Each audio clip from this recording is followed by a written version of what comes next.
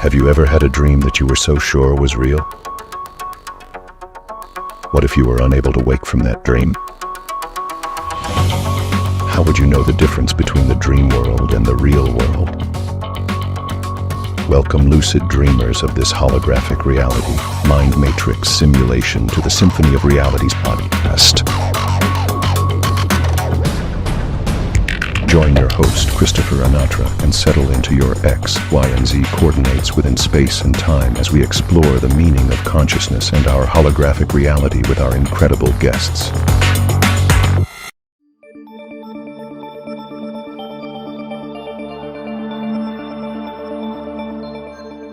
Hello, everyone. Welcome to episode 36 of the Symphony of Realities podcast.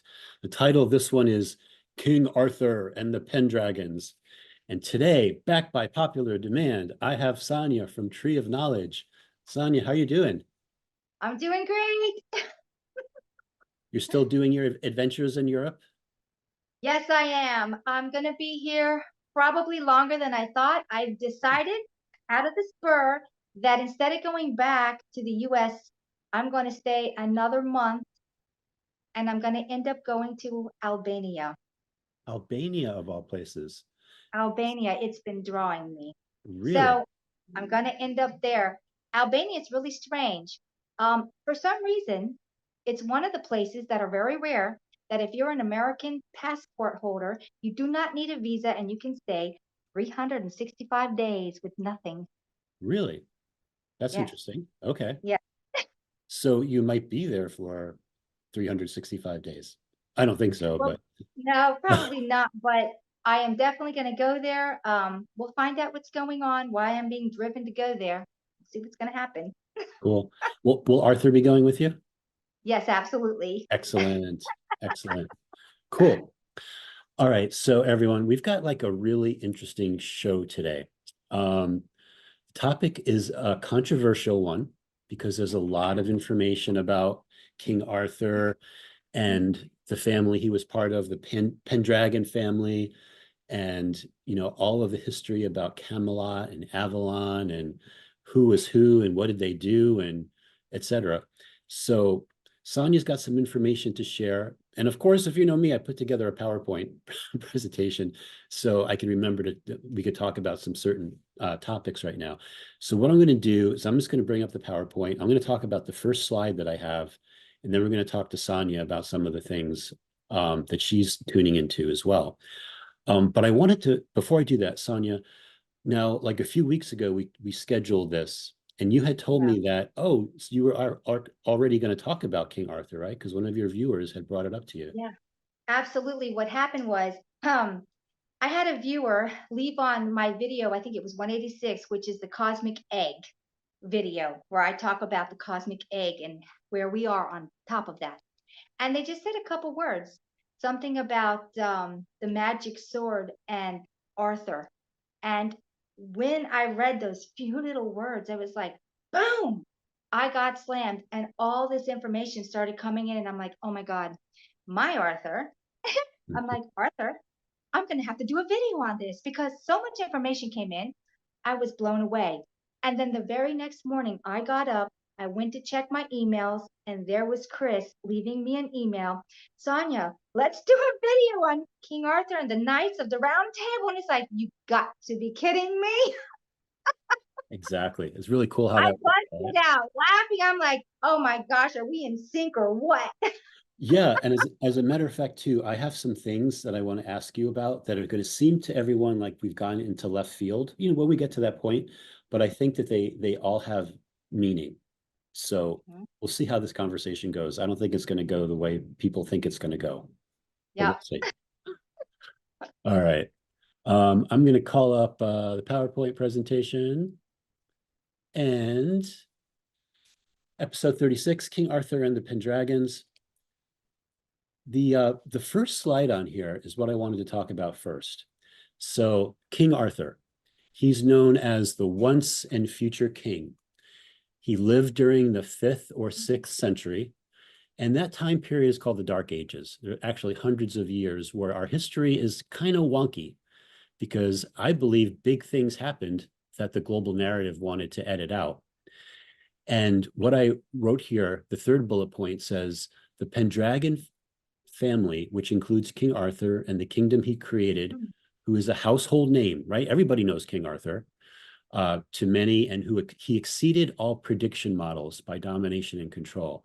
And that's a key thing. So when the system, what you call domination and control, they do these predictive models. And if they think you're going to be successful with something, they can make moves so that you can't be successful. But then sometimes there are those that exceed all the prediction models, and the system had no idea it was going to happen. So what happened was, because he exceeded all these prediction models, he was taken out by domination and control, which included his creation of Camelot, and he was sent to what I call the land of the forgotten. And for people that watch my videos, they'll know that term, because I use that quite often, the land of the forgotten. And the land of the forgotten basically means when there's a big important timeline in history that happens, it can be edited out, almost like you're editing video software, or you're moving something into the trash icon on your desktop. So they took that whole swath of unbelievable, great history and eliminated it because it didn't go into what the system wanted it to go. So he was sent to the land of the forgotten, and currently it's just a myth, right? There's some basic evidence, but it's like there's nothing that's solid historical. So this is what we're going to be talking about today. We're going to get more into what could have been with the whole Pendragon family and Camelot and Stargates and all that stuff. All has relevance. So Sonia, so let's start with you. Are there some things that you'd like to share right off the bat about King Arthur and the whole situation? Okay, first off, it's two things. They are events that have happened. What would you do if there's events that have happened? You need to get them back into the reality. You come, you find someone, you download information, and you make it a parable. Okay, so what are parables? Parables are scenarios where you need to say something of a higher caliber, a behavior, or what have you, but also in laying foundations of a reality that you expect people to live by, your chivalry, your code of chivalry, and so on and so on and so on. I saw that always in the Dark Ages, it's the pinnacle of the Renaissance period. Renaissance being the time where we create the most we're ever going to create before we just live on that creation. Okay? All Dark Ages are the middle, the beginning, and the end of the Renaissance. And then we come out of it, and then we just live it.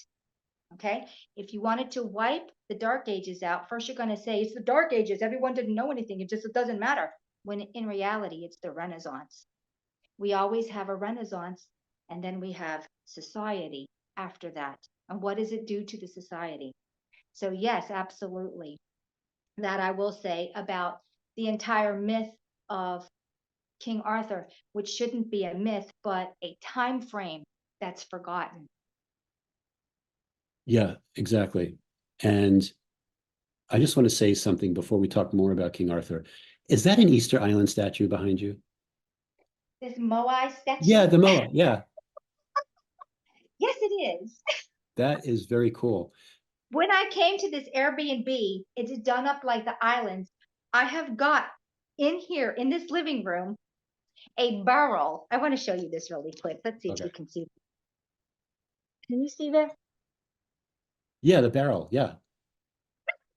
I have got a barrel in this living room, and it was so crazy because I had this dream once of a white dragon, which we'll be talking about, the red and the white dragon, coming into my reality, where I had a dream I was in Tibet, and I went into a little shop store, and this white dragon came in, wrapped around this barrel. It looked just like that, and opened it up, and it was full of solid gold coins, and said to me, "You will never, ever want for anything again."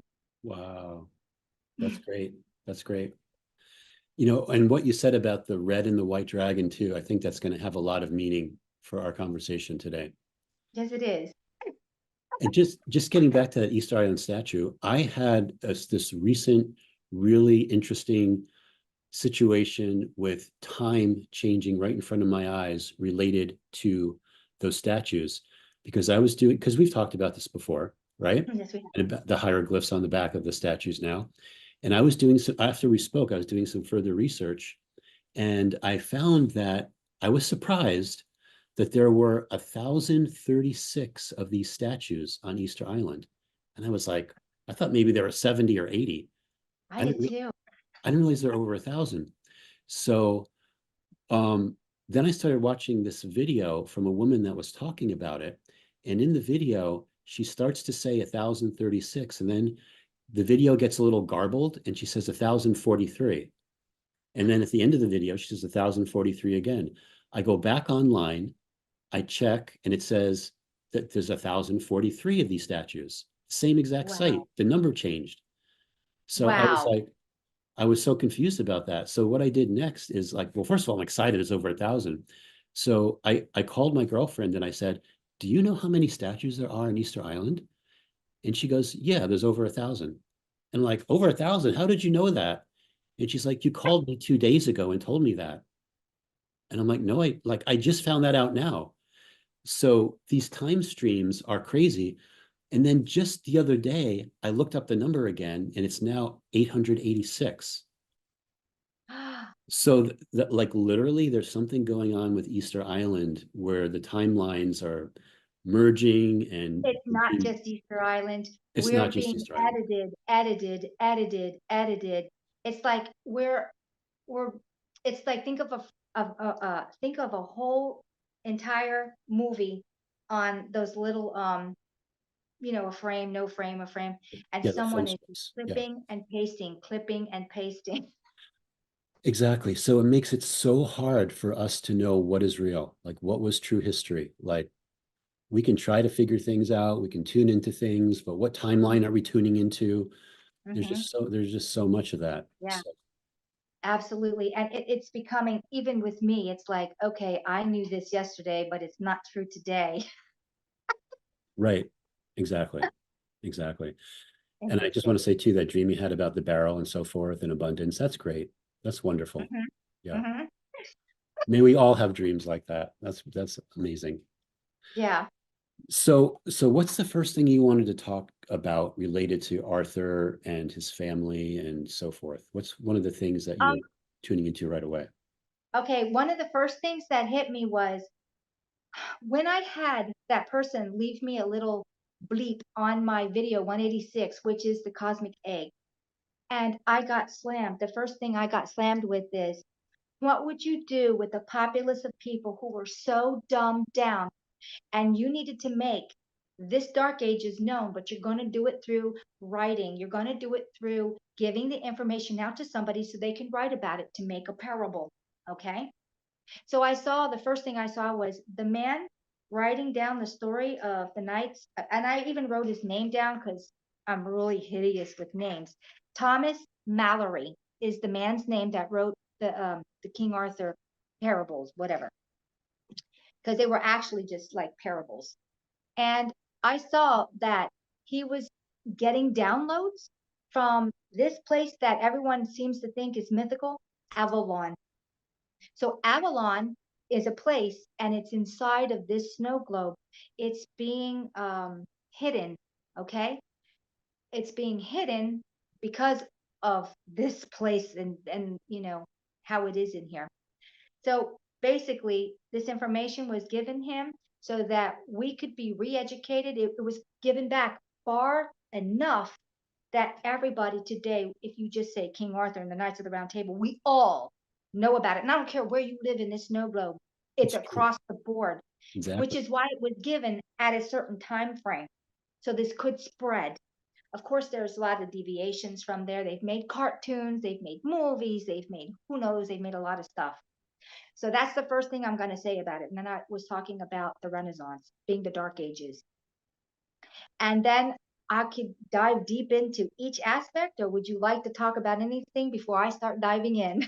Well, I would like to talk about someone who is part of this Pendragon family in modern history that people may not know was part of this family. but when you tune into it and you look at the Akashic records, it becomes pretty clear. So first of all, what does Pendragon mean? So Pendragon is a name, it's a family name that means head dragon. And Luther Pendragon was the father of Arthur, according to the way the story goes. And the Pendragons were an offshoot of Atlantis as well, when I tune into that. So I'm going to tell you who the famous person is. I'm just going to share my screen here. Okay. This you might find this interesting. Bruce Lee. Bruce Lee has that dragon family DNA lineage to the dragon families, the Pendragons. There's also these secret dragon family lineages in Japan and China, which exist to this day. You won't be able to find them, but they're there. So a lot of people may not realize that, but Bruce Lee, he had, well, my youngest son, whose name is Owen, he calls it the Riz. He had charisma, right? When he was on the screen, people just wanted to watch him.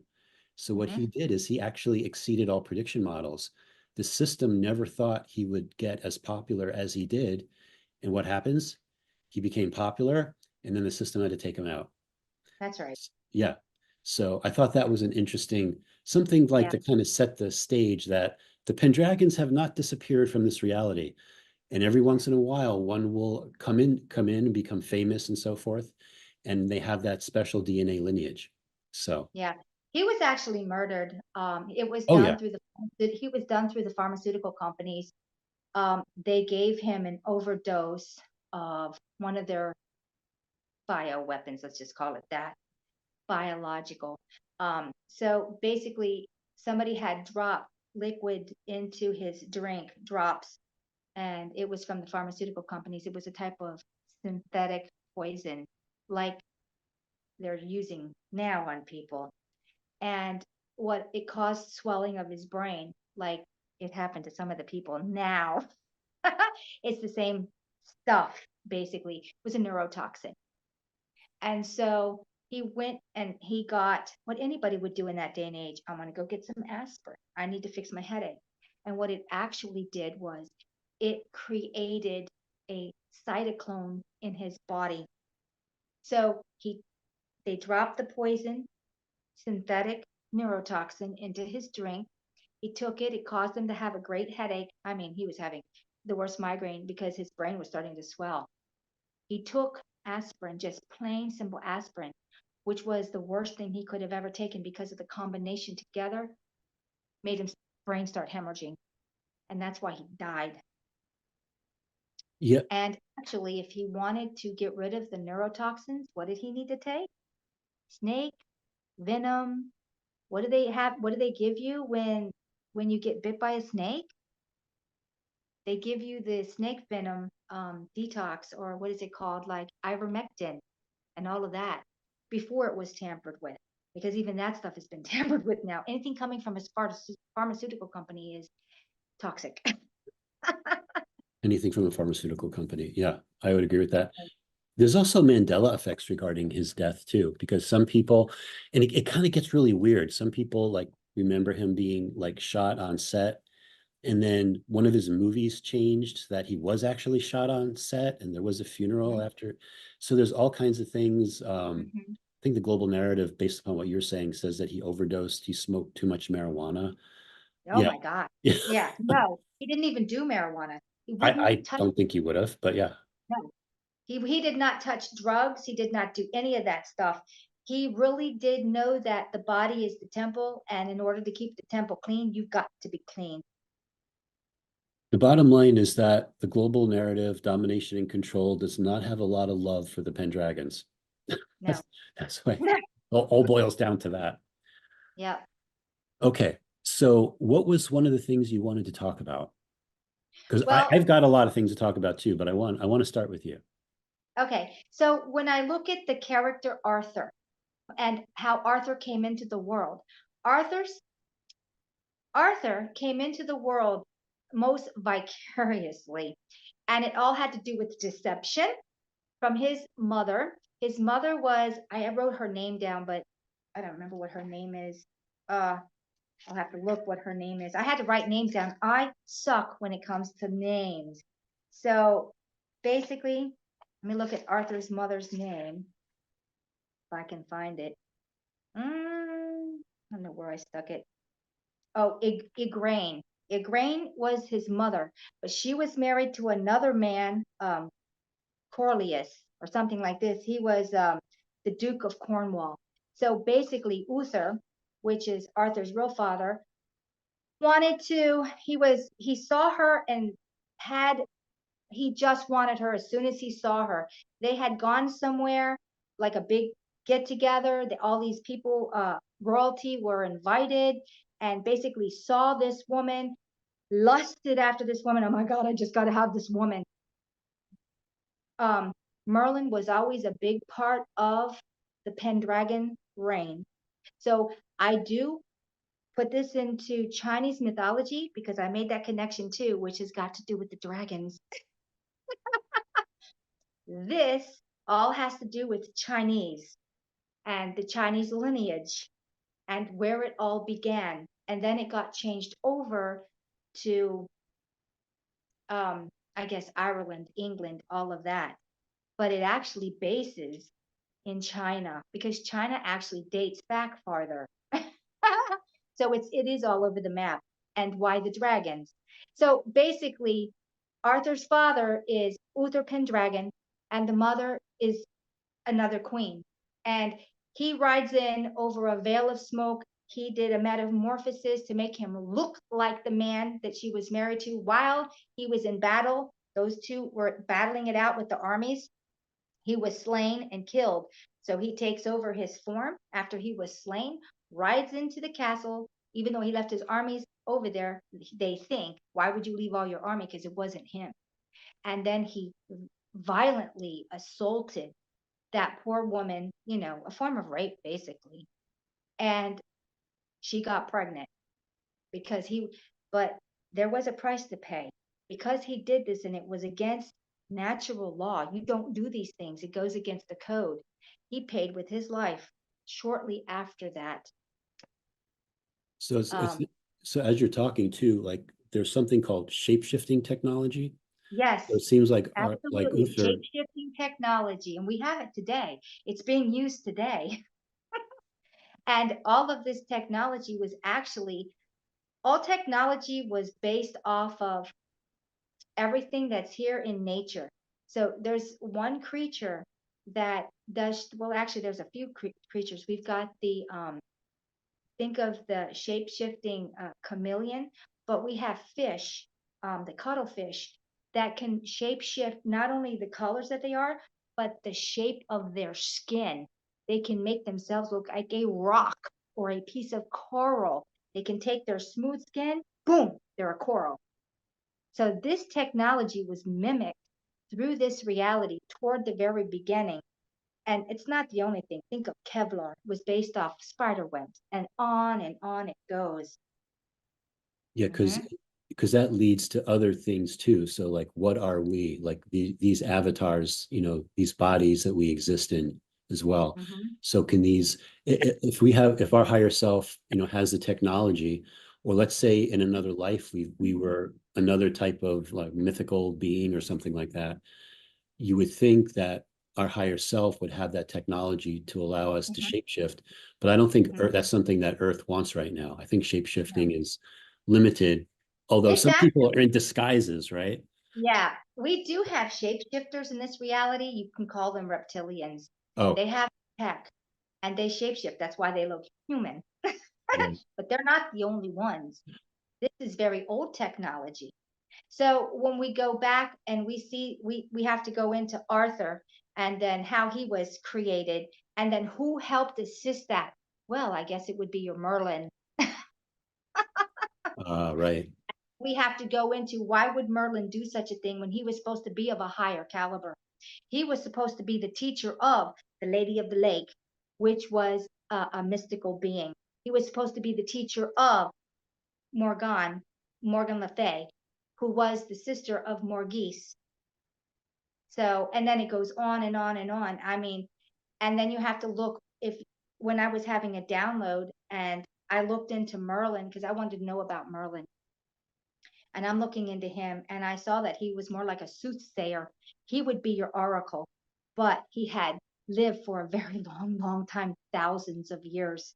Through his technologies of learning how to put certain things together, and I'm talking minerals, he could make gold, silver, and these are all things that are achievable and that have been done. He used these things, the gold. Um, there's a very fine white gold that was created, and it extends life because what it does is it repairs you cellularly. So think of a cylinder, and in that cylinder, every time you have a 7 years, a piece of it falls off, a piece of it falls off. It doesn't self-replicate 100%. Well, he had the ability to self-replicate 100%. You can live forever. You can live forever. Yeah, I think the story of Saint Germain, like he had that same type of Mhm. technology. He would just Yep, keep same living and living. technology, Yeah, Saint Germain. yeah. Yep. So So, that's your alchemy. so I was going to add one thing too about at the Atlantis connection, and I'm just going to say I'm going to share the screen again, and I'm just going to say these names because this might affect some of your and our viewers' DNA just by hearing them. But this picture shows Pendragon Castle, which is in the UK. Pendragons were an offshoot of Atlantis, fleeing the Dark Ages after the final cataclysm in the Bermuda Triangle area. That's what I tune into. And then there's some interesting works where people have channeled information related to Atlantis and related to the Pendragons. One of Mhm. them was a woman that some of you may know. Her name is Ashana Dean. And, you know, let the viewer use discretion, right, as far as information that you get. But there's a couple of things that she mentioned that I was tuning into that I agree with. But she named two areas of Atlantis. One was called Nohasa, that they were from Nohasa, Atlantis, and they were exiled to Lohas, which is what she calls Northeast Atlantis, also the location of Earthstar Gate 11. So, and that they were travelers between realms. So, in a little while, we're going to talk about Avalon. You mentioned it already, but that realm, how it's Mhm. being, hidden from view, so to speak. I believe is actually another realm. It depends on how you want to, distinguish these things. So I just wanted to mention that too, that name Nohasa and Lohas, because a lot of times we hear about Atlantis, but we don't know any details. We don't know any names of any regions No, or like that. the first one is highlands, and the bottom one is lowlands. And Oh, when we talk about lowlands, we're talking about actual densities. We're not talking about a place. They didn't get moved from this physical place. They got moved from a density. So basically, inside of a frequency, we have 12 densities. They were moved from a higher density to a lower one. Outcast, okay. banished. So highland and lowland is what's coming in. One means highland and one means lowland. And what it really means is this density versus this density. Ah, very interesting. Okay. So this is also how Avalon is working. It's on a different density. Okay. Yeah, and then as we keep raising our frequency and our density becomes lighter, will these things come into our reality? Things that were We'll hidden go to into us. their reality, actually. Yeah. We will be going into their Yeah. reality. They won't be coming into ours. We'll No. be going into theirs. This is why so many people. So I was talking to somebody the other day, and she was telling me that why is it when I walk through a crowd, it's like these people don't see me. They're almost running me over. I said, because you're no longer in their density. They're still there. They can't perceive you. And this is why you're jumping out of the way and people are hitting you and they're surprised when they hit you, like, where the hell did you come from? Yeah, or you go into a restaurant and you want to order and it's like you're invisible, like they don't know you're there, Yes, you get someone's attention. Yeah. yes. So there are things in each density that are not in the lower densities. So we have 1 through 12. The higher you get, the more stuff will appear in your reality. You can still see if you're in a higher density, you've already carrying the lower densities, you can see down through. They can't see up too because they haven't made that density yet. They don't have that frequency, so they don't perceive it. Yeah, that makes sense. Mhm. Yeah, so what else do you know about Avalon? Avalon is a place, and it's, you know how they always had through history or mystery or what have you, mythology, whatever. It would come, appear, and disappear, appear and disappear. It has not moved. We have. So, in lowering our frequencies, if you had the higher frequencies way back when, of course you could see it. When you could no longer see it, guess what? You've been lowered. It's out of your range. So it's still there. I also see they have high technology. So what they do is they can open up portals. They can take parts of their reality and literally move it. I'm talking about take parts of Avalon, sections of Avalon, and physically move it like a ship, but it's land, because there's no such thing really as gravity. And if you have the ability to have the knowledge of earth and technology and you can create gravity, you can take chunks of that separate from, which would have like a platform underneath and set on top of, and move this here, here, here, here, here. You know what that reminds me of? That show Lost, the TV series Lost. And, you know, the island.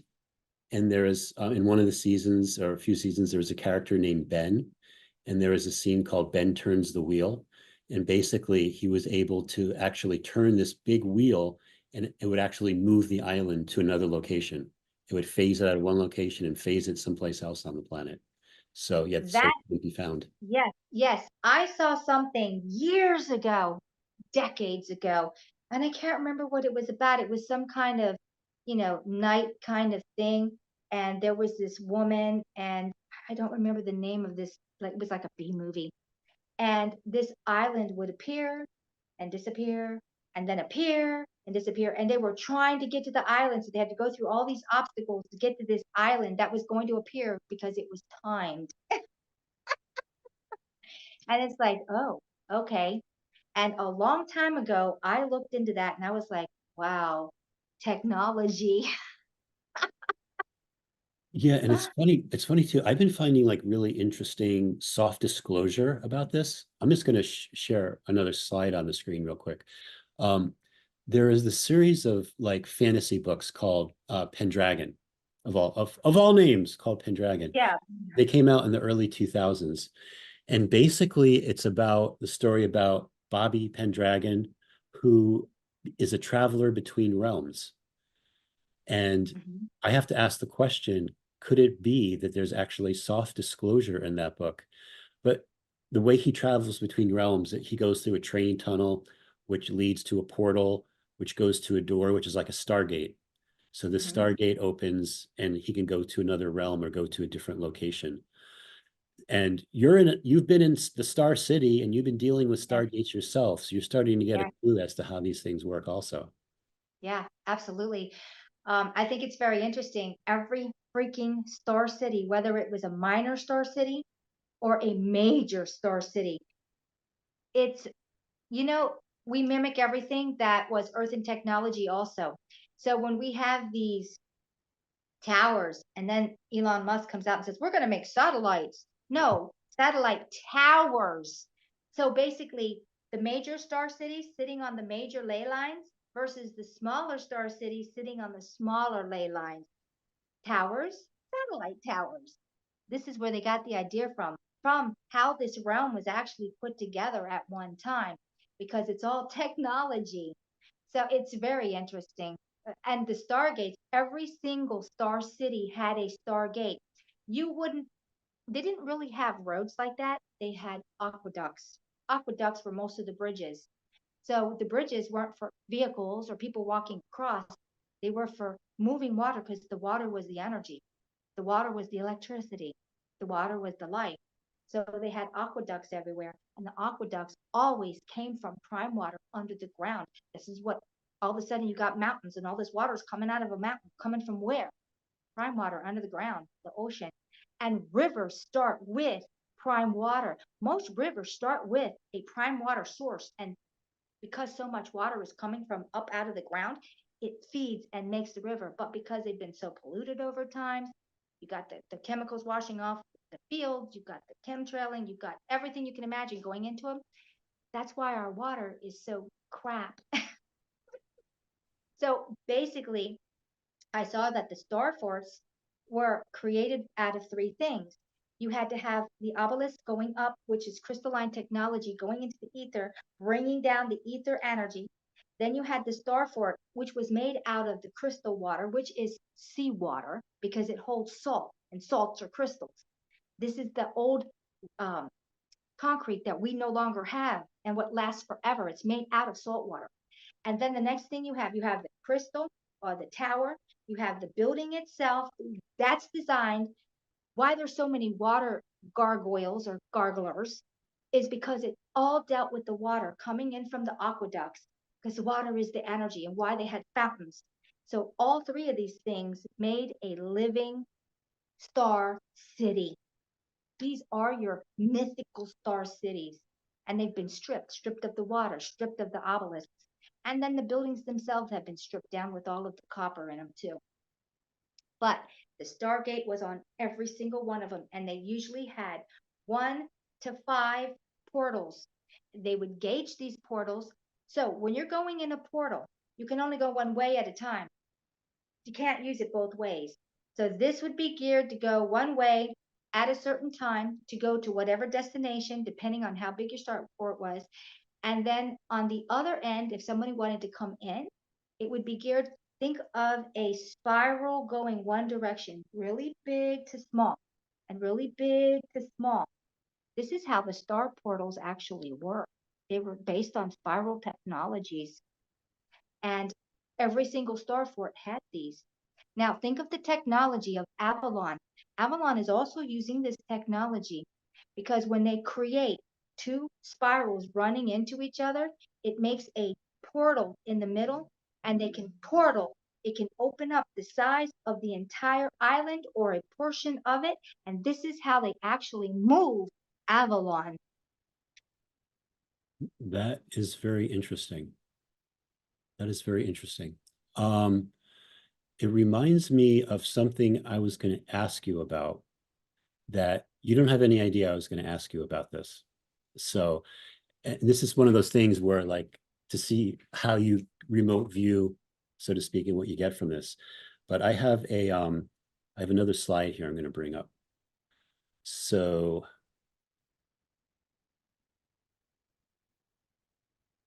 all right, can you see this slide? It's coming, yes. The Voynich manuscript. Have you ever heard of the Voynich I manuscript? certainly have. And Oh. I just saw this the other day. It just showed up on my feed, and I'm like, what is that? I've seen that before, but I've never paid attention to it. And as soon as I saw it, I'm like, oh my God, it's written in rhyme. And it's written like this. I was talking to Arthur about this the other day, and I said, oh my God, I've got to do a video on this thing alone. Smart is the way to be. Being smart is you. This is why it's repeating. It's done in phrases that rhyme and repeating itself to make whole little fragmented sentences. Autumn is nice, and nice is the way to be. Stuff like this. Do you see what I'm saying? That's interesting. Okay. Blue is the color of truth, and truth could be no bluer. So, okay, so the Voynich manuscript is written in a language that no one's been able to decipher yet. So are you But saying I can. Okay, so you've been tuning into what some of the words and phrases mean in there. Okay. Interesting. It is not a nonsensical language. It's No. not written like we write today. It's done in original writing. This is before Babylon, before the fall of Babylon, when everybody has babble. This is the way we used to speak.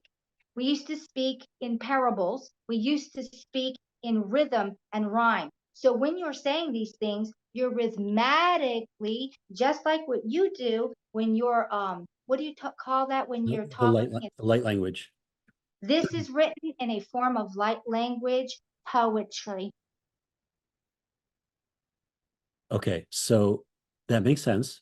I'm going to just say some things about the Voynich manuscript for people that don't know what it is.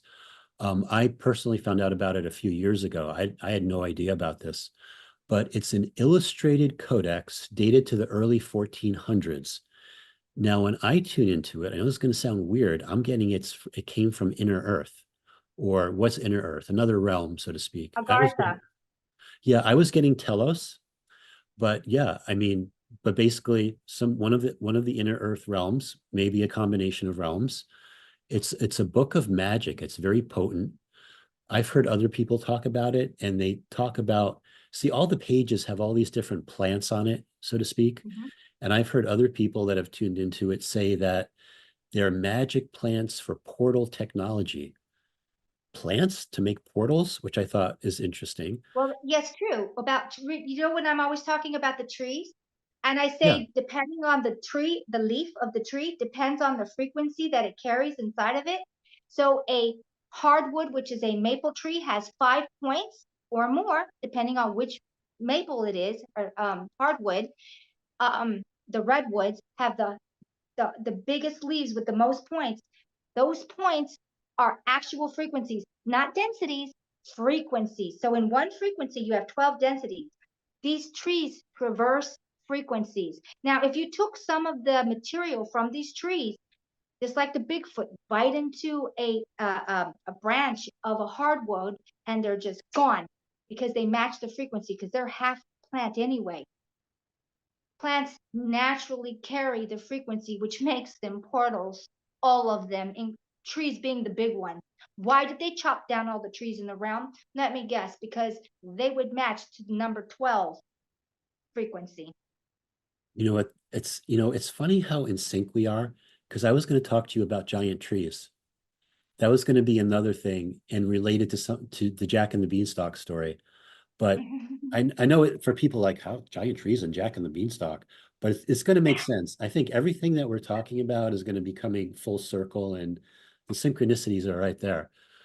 Um, Mhm. so with this Voynich manuscript, it's currently at Yale University. Now, Yale University, from where I am, is about 15 minutes away. It's in their library. Wow. And I've tried to go actually, I want to look at it myself because this book it generates a lot of magic. I would love to get my hands on there and just touch it. Yeah, I think they have it in like in a glass case, so you can't actually touch it. It But they doesn't have matter. all As long as I would be near it enough, exactly. all that matters. That's the same thing. But you know what? I don't know if they've changed this recently, but you can't even get in to see it unless you're you know what, and you have all of the latest, who knows how many updates to that. So I'm like, Ridiculous. really? Like the book's gonna get a virus, if I'm not, if I don't, if I haven't taken their thing. So yeah, so it's almost like they're protecting it. Like they don't want just anybody to see this book. It has to be you've got to be at a certain frequency to see it where you're not going to pick up on all the magic. I will And- tell you too, yeah, when I look into this book, there are plants. I've never seen the book, but I'm looking now. There are plants that are not here in our realm anymore because of the resets. So some of these plants that you would need to complete some of these potions and mixtures, um, they're not here. We don't have them. They're missing. I also see that it's very medicinal. A lot of this stuff would cure almost absolutely everything. But the main thing is, if you're not an NPC, and let me write that first, and you're an energy being housed in an NPC body, because all bodies are NPC, it's what's inside, you can take this information, you can put some of these things together, and it can open up and shut down your chakras and open up your DNA. And when your chakras get shut down, your DNA explodes, your brain starts working at full capacity instead of 7%. And this is the key to doing it.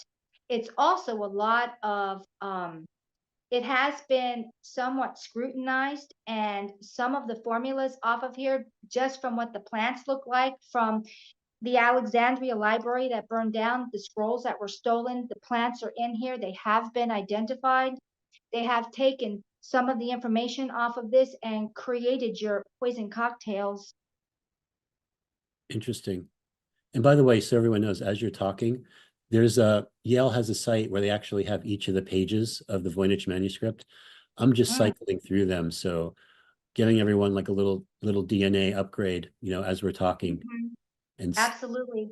That is a very important manuscript that is not made up language. That is a real language. It's just absolutely. that they talked in rhyme and song. They literally, you know how we talk with each individual word?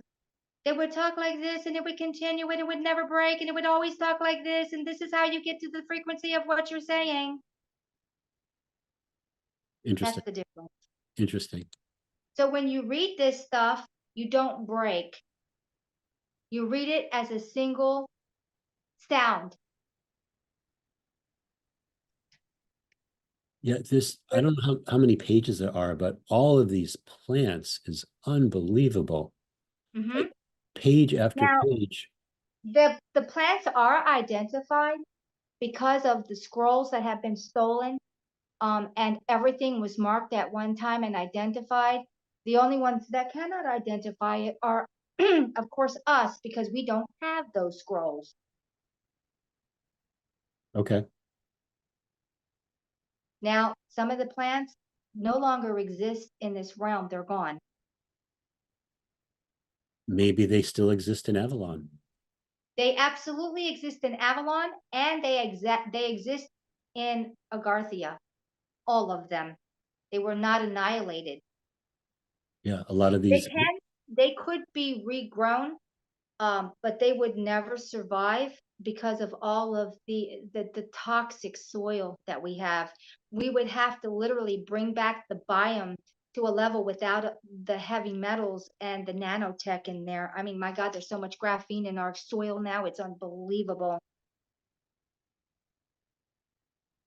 Yeah, by the way, I'm scrolling through this. There's like, oh my God, there's like more than 100 pages here. Oh, I'm gonna have to go research that. That one's interesting. Yeah, so Mhm. what I'll do is I'll send the link. I'll include the link in the description area of the video so people can click on this and like look at all these images themselves, just to kind of Wow. get more immersed in what this. I'm actually seeing formulas put together, and the formulas aren't for curing the ailments that were given us. They're actually for opening and activating DNA Wow. and keeping you on a healthy realm. And by the way, when I'm looking into this book here, I'm seeing that when this book was written, people did not eat anything but fruits and some vegetables. That makes sense. They had more of a raw diet, eating living Mhm, things instead of dead mhm. things. Yep. One of the reasons that fruits was so high on the agenda because fruits are not considered, I mean, yes, it is live, but it's not living. So if I were to eat a potato, that's living, or a sweet potato, that's living. Any kind of root vegetable is living. So if I were to eat the top of a carrot on the top, yes, you could eat that. But the carrot itself, no, we didn't eat any root vegetables ever. We didn't do it. Um, Things that were acceptable to eat: green beans, apples, any fruit, and certain vegetables. Lettuce, you could eat lettuce.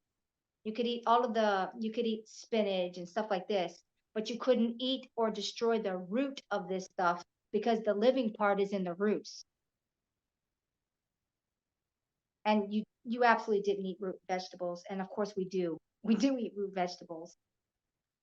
Yeah, I've heard that when we eat something that's grown in the ground like that, it could help us ground. It's like grounding because it comes from the Hmm. ground Hmm. versus something that's grown in the sun could, give us more of Yep. a light frequency. By the way, this Hmm. is just the cross section of the manuscript. Yeah, there's 116 Lot. plus pages here. So Yeah, there's a lot with this that's manuscript. awesome. I would absolutely love, I mean, this thing came across my screen the other day. I'm like, what's that? And I'm looking at that going, this looks familiar. And somebody had asked me about this book a long time ago. I think it might have been Campbell Purvis from Autodidactic.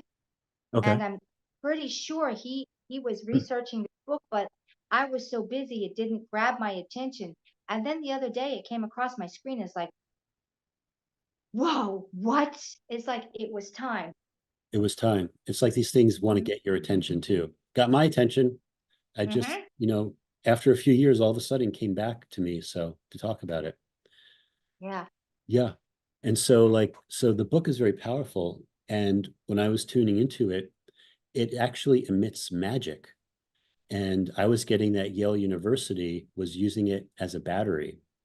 In other Mhm. words, to, oh, the magic of Yale, why we can charge six figures for someone to send their kid to go to our university. And Mhm. yeah, just everything about that. So that, because that's Just the way just know history that a goes. lot of the pharmaceuticals were based off that book, but they did exactly what they weren't supposed to make it toxic. So in a way, it is very magical, but they twisted it. Yeah. So the concept is different ways to travel between realms, even to travel between star systems. Stargate. Mhm. Is it Mhm. possible you can travel to another star system someplace via Star? Yes, absolutely. I know when I was doing the Star City stuff, and I'm looking at in the beginning, um, this is we are so advanced. We're so dumbed down in here. We are the cavemen. I always say this, but we come from a point where we didn't come from caveman. We became caveman. We became caveman. Everything's inverted. Oh, you were caveman and you came from a monkey and da da da. No, we didn't come from monkeys. That's why there's still monkeys here. Why didn't they evolve? No, but here's the truth. Why do we have a Reese's factor, negative and positive? That comes from a Reese's monkey that Right. was put into us as a takedown. Why do we have a reptilian part of our brain that again was put into us? They took a human form from a high caliber and they kept bringing it down, bringing it down, bringing it down. So when they say you come from monkeys, no, monkeys were put into us for the Reese's factor, for the Reese's factor, another Yeah. control mechanism. Yeah. So when you say that too, I mean, that leads to all other topics I don't know if we want to get into, but like, who did it? Was it the Anunnaki? Was it, someone, Oh, I know who did it. I know who did it. right? When this whole scheme was started, we had I know I've talked to you about the crystalline city beings who were in a higher density, also in a higher frequency, and they wanted to have a 3D reality. And they came in here. They were not solid like us. You could call them the Anunnaki, the Anuna, whatever. This was their form before they fell. How did they fall? They wanted to have the experience of 3D. And so they fell out of their more perfected form. Not all of them, some of them. And when they fell and they became more human, they became corrupted because then it became boring. So they started messing with DNA. They're the ones that created the first cryptids, the chimeras. They were the reason the war started in the beginning, why this place was even created, this snow globe. Okay. So just so I have it you're calling them crystal beings? So, Crystalline city beings, that's what I call them. so they're the ones That's that, what they initially were. okay. Okay. So they're the ones that fell, so to speak. What Hmm. I and sometimes too, when I think of the word fall, I think about how if you're in a higher density and you have to come Hmm. into this density and have this whole 3D experience, It's a fall. it's a fall. Yeah. It's a fall. Yeah. You're literally falling. Yeah. We had talked about it once before. I don't know if you remember. The crystalline city beings had crystal cities. And when this schematic started from the snow globe, where the snow globe was created over the existing Atlantis, Atlantis was huge on the cosmic egg. And when the wars came to an end outside of here, this place was created and put here over the existing Atlantis. The crystal cities that were in here before the star forts, the star cities, before the pyramids, before all of that, they were crystal.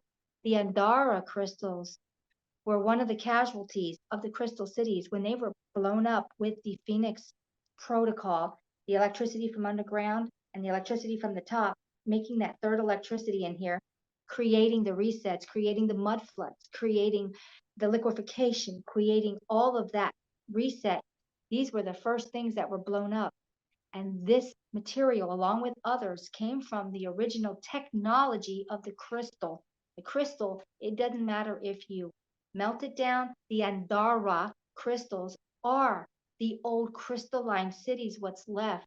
So even though they got blown up, they're destroyed, they're melted, they're in pieces, you can melt them, solidify them, melt them, solidify them. The technology goes nowhere because crystal technology is the highest technology and doesn't matter about the form it's in. It still retains its knowledge.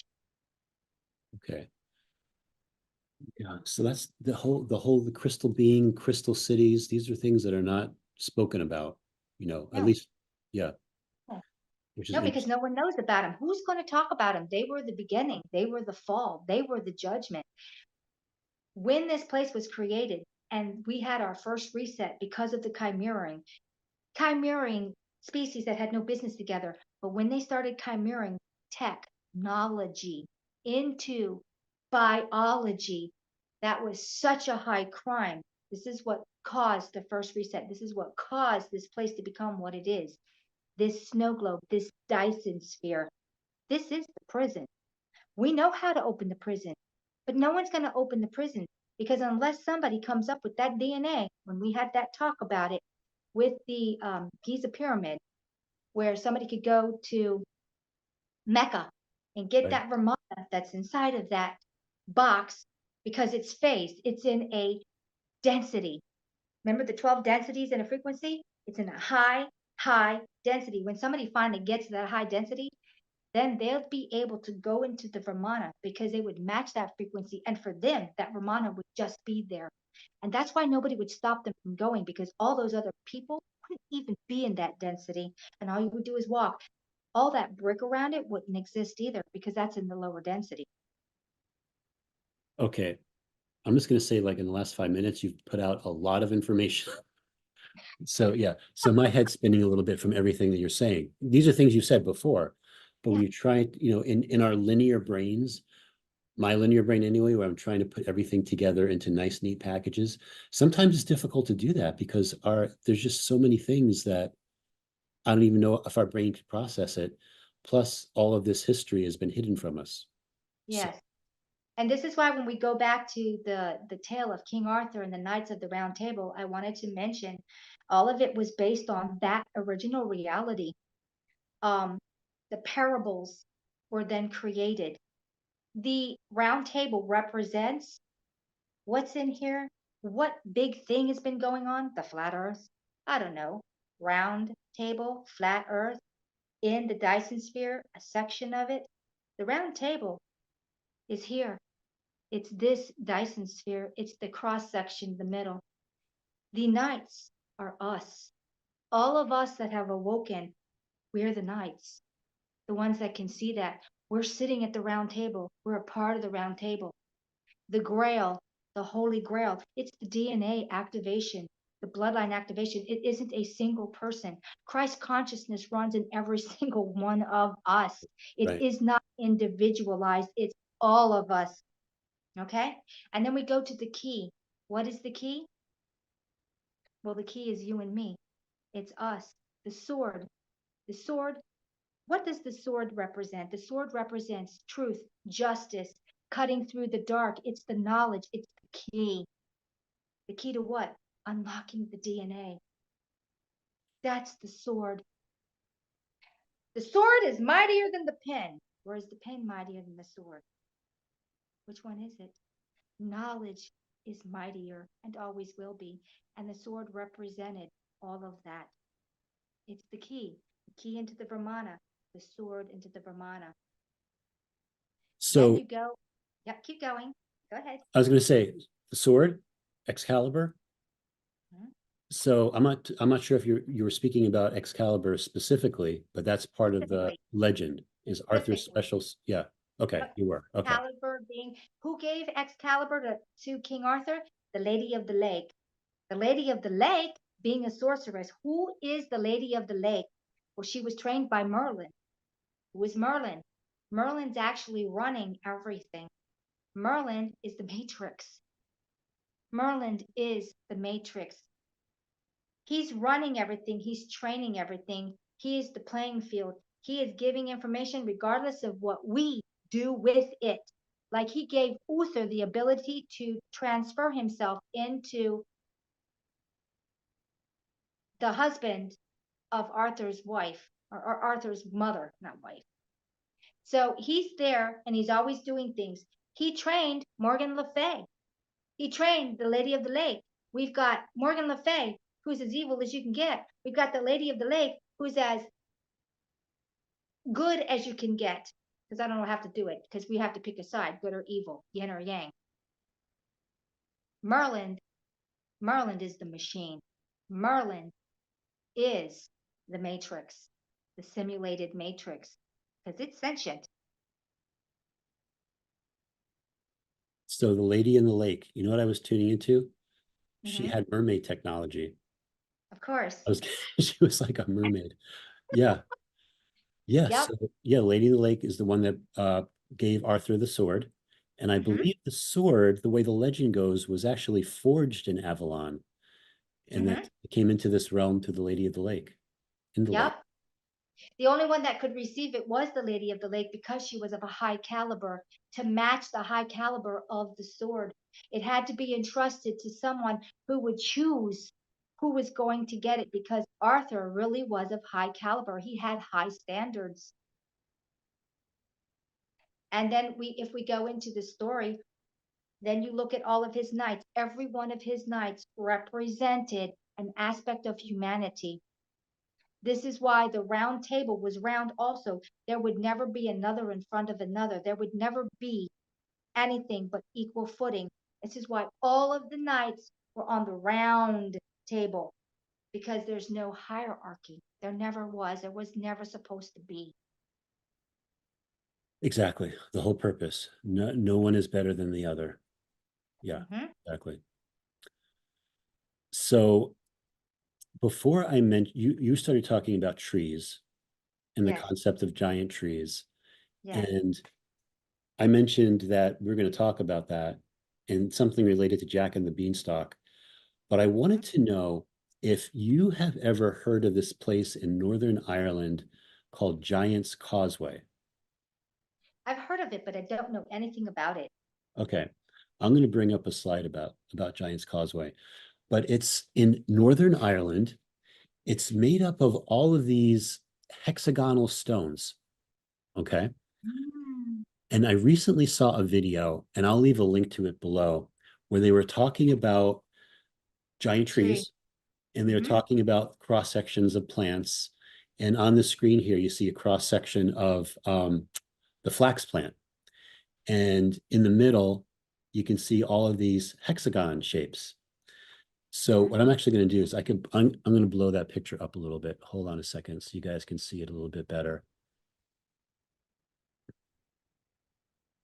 Do you see that?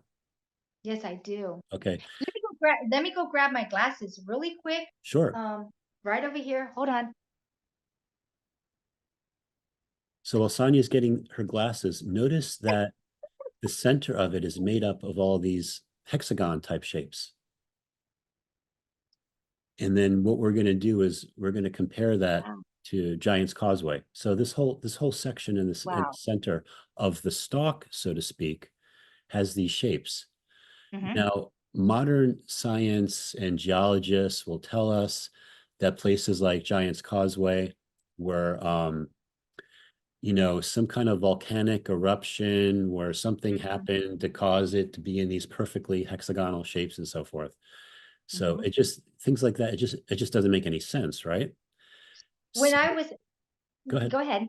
No, you go Oh, ahead. I was going to say, I always go walking in Delaware in the trails. And I had discovered about a year ago that the whole bottom has got these long rocks on it. And I'm like, you know what? I went over and I slapped my hand on it. I'm like, what are you? Trees. All of them are trees. And I'm like, Arthur, Arthur, the whole thing is trees. We're walking on trees. The riverbeds, everything is trees. Yeah. So here's some more exactly. There, and it's all once you start to like see the realm and what happened to it, Hmm. start to see giant trees where they were everywhere, the remains of them. You start to see remnants of mining that they did where they Oh, mined things out of the earth, like the Grand Canyon, like all these mhm, things. It's like, oh my God, how come I never put, one and one together before? So mhm. it's like all really fascinating. These are just some other pictures of the Giant's Causeway. Now, what's interesting about it, so the concept, it was a giant tree, and based upon the size of it, it could have gone a mile, kilometers Oh yeah. into the sky. It was a big tree. It was a really giant tree. It could have reached into the clouds, so to speak. Mhm. So that led me to somebody actually said something about this. Like for them, it always reminded them of the story of Jack and the Beanstalk. Yeah. You think of Giant's Causeway. What's a causeway? A causeway is a way to go from point A to point B, right? Mhm, So mhm. is it possible that this giant tree was almost like a Jack and the Beanstalk type concept? Oh, here's another view of it as well. You can see, Mhm. and Trees. yeah, you can also see, is it Devil's Tower? Hold on a second. Mhm, Here's some giants. mhm, Just the whole Jack and the Beanstalk concept where the tree grows up through the clouds, and then there's another realm above the clouds that Jack, experienced. mhm. So I'm going to go back to one of my slides here because we see the same type of thing happening in Wyoming. There's a structure called Devil's Tower, Mhm. and it has the same type of hexagonal thing that we see in Giant's Causeway.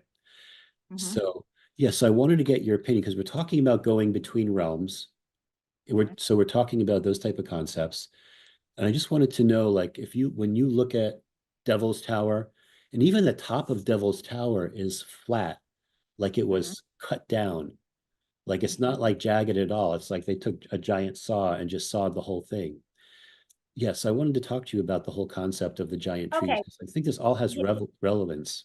Okay. So all of your major waterfalls, mountains that are waterfalls are trees. And then you're going to ask me, where's the water coming from?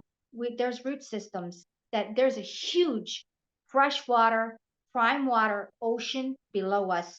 It's bigger than our land. It's bigger than our oceans. It's bigger than everything because it's on the cosmic egg and it's huge and we're just tiny over it. All those huge, ginormous trees had roots. What happens when you want to siphon gas out of another tank? You're going to get a hose. You're going to stick that in one end. You're going to suck it up, and then you're going to have all that gas coming out. Now, think about all that pressure coming up from the tree roots to the ocean below us. Where's all that water coming from in the mountain that used to be a tree? It's coming up through a root system because it has the inertia, just like you sucking a gas hose. I always say the water is prime water. It's coming from underneath of our ground. All of our water came initially from the ocean underneath of us. All of it. Why did our water become salted in the oceans? When we had the deluge, because inside of this snow globe, there are openings underneath. This is where you get your megalodons and your giant krakens and whatever. They're coming from the bigger earth. They come in and go out. Okay. They're just under the ground and they're in the water, and you have to go through caving systems. And there's openings in the Dyson sphere. So basically, all that water inside of the Dyson sphere, but under the ground, is being siphoned up through different areas. Some of it's just coming up to the ground. And I just did a video on this that I will be releasing probably in a couple of weeks where you can see it. I've also done it before on blue water. All Hmm. blue water is the prime water coming from the ocean underneath of us. A lot of this stuff has been diverted, shut down, and what have you. Why do we have so many dams here now? What is the purpose of all these dams? Shutting down the prime water, shutting down the sources. And if I dam up a whole area, well, you can't excavate it. There's quite a few little purposes for dams. And creating energy is not true purpose. Sorry, but it's not. It's the narrative. So it's really something when you look at it. Yes, giant trees, waterfalls, mountains, or trees. There it is. Do you think these giant trees could have been crystal at some point? They became crystal. When we had there's a place in Arizona, I think it's about around Sedona, and it's called the forest of the crystal tree forest or something. And it's one of the last places where they're actually identifying all of the crystal on the ground being crystallized, an entire forest. That didn't just happen there.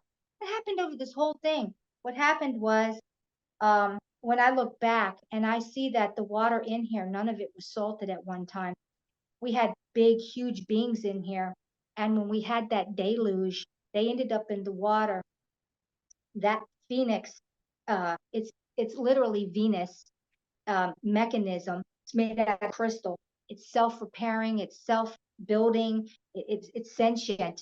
It's crystal technology. It came down and hit the water. When it hit the water, it changed the salinity of the water.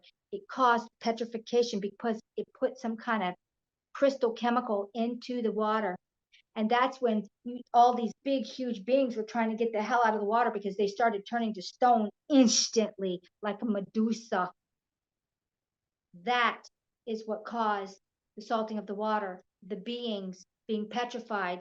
And then once they were petrified because of the water, they started to degrade. All of your salts are flesh that's been petrified.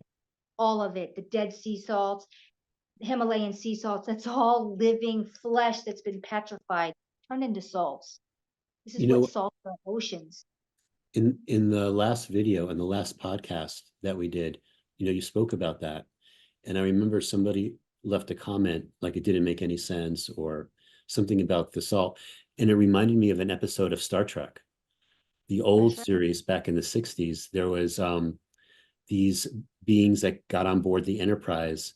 And what they would do is they would fire a weapon at a human and turn them into like a big crystal of salt. So actually Wow. take their whole structure and then turn them into some kind of geometric salt crystal. Oh And then, my of course, God. the last 5 minutes of that episode of Star Trek, they figure out how to bring everybody back and make them human again, by adding whatever they would do. But Well, I if hope they didn't shatter them. and what's that? Hope they did what? I hope they didn't shatter them. Yeah, no, they didn't shatter them. But I thought that was interesting, like that whole concept. Like, can we actually be reduced down to like that So crystalline form of once you salt in take our the body? water out of us, and because we're like what, 70-80% water, we're bags of water basically. What is left after you take the water out? Minerals, salts.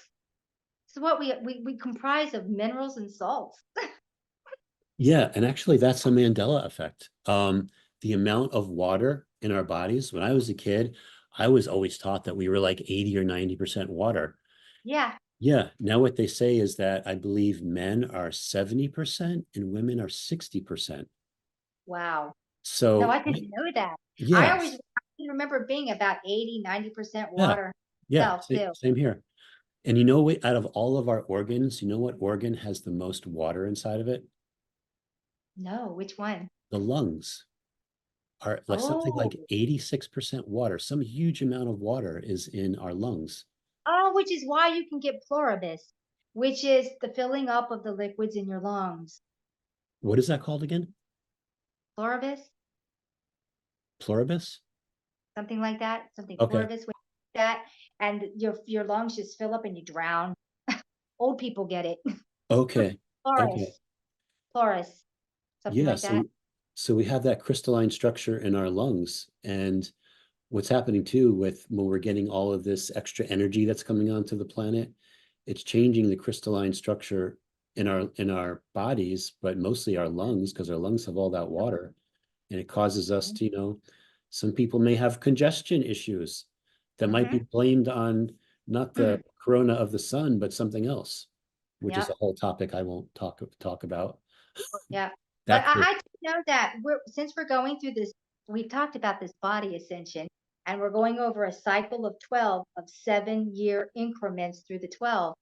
I also know that we have changed from some of the body parts that we used to have, oh and yeah. we're going to be further changing. And the end result, some of us will go faster than others on this 12 cycles, depending on where you are frequency, because it's all about frequency, and we're going to become more etheric. What is etheric? More water,